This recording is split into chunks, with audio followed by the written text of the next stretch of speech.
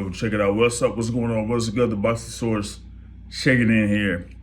We're going to talk about Canelo Alvarez. Yeah, I know we had a video earlier in reference to Ryan Garcia's comments towards Canelo Alvarez and the trainer and manager of Canelo Alvarez, Eddie Reynoso.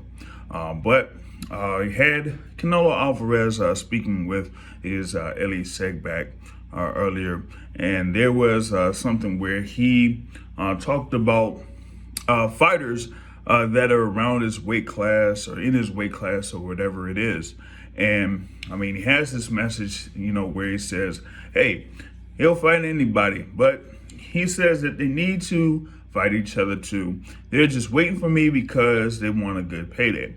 I know that, but they need to fight each other, and I'll fight the winner of all of them. So it looks like Canelo Alvarez is trying to come up with some type of a tournament of sorts where the winner would face Canelo Alvarez.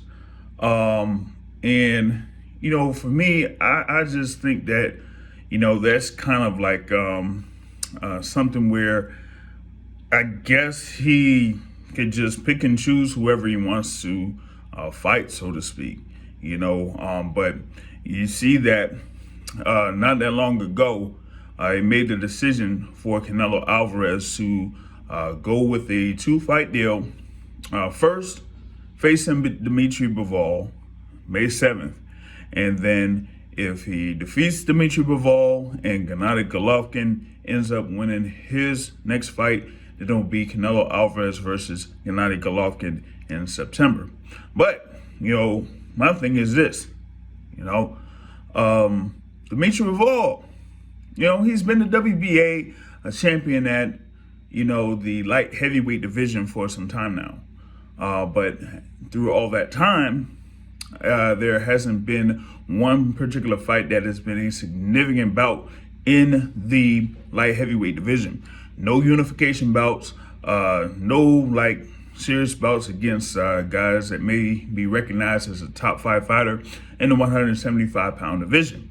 But yet, he still is, scheduled to face Canelo Alvarez on May 7th.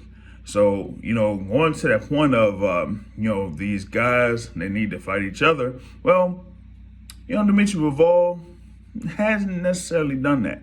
There is a guy at 175 pounds that's a unified champion by the name of Artur Beterbiev that people have talked about seeing if they could have a fight between Beterbiev and Bivol to prove who is the number one guy at 175 pounds, and it hasn't happened, okay? But, there's a lot of talk about, 160-pound division, that there hadn't been any unification bouts for years, and that this bout between Golovkin and Ryota Murata is like that first unification bout at 160 pounds in a while. But, there are a few people that particularly talk about WBC champion there in Jamal Charlo and the WBO champion in Demetrius Andrade, and that they haven't faced each other. Well, both of those guys have been pursuing fights against Canelo Alvarez since all of those guys, Canelo, Andrade, and Charlo, were at 154 pounds. And those two guys hadn't even, been able to get that opportunity to face Canelo Alvarez, but other fighters have.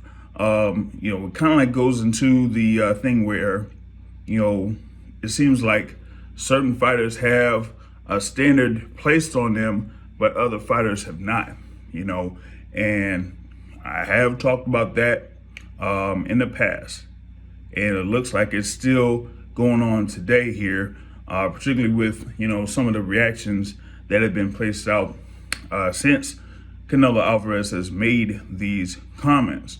And so, maybe, you could have some of these bouts at, 160, 168, and 175 that, kind of like boost the division up. But, in the past, that didn't necessarily happen for, some of the opponents that Canelo Alvarez has faced to get to that position to face Canelo Alvarez. I mean, Canelo Alvarez is, the guy that can pick and choose whoever he wants to face, regardless of what one fighter particularly does up to a certain point. You know, one fighter could have one of the better resumes at middleweight, super middleweight, or light heavyweight. That doesn't matter. That doesn't mean that he still would be able to get a bout with Canelo Alvarez. So, I mean, it is what it is. So in reference to Canelo Alvarez, making that particular comment, I mean, some people could, take that and say, hey, maybe he has a point. But in the past, few years or so, that hadn't been the case for, a few of the opponents that Canelo has faced over the course of the past couple of years or so. So, I mean, I would like to know what you think about those comments from Canelo Alvarez. And be sure to place those comments here for this video. If you haven't done so, you can subscribe to the Boxing Source. We really appreciate it. On that note, folks, I'm out. Peace.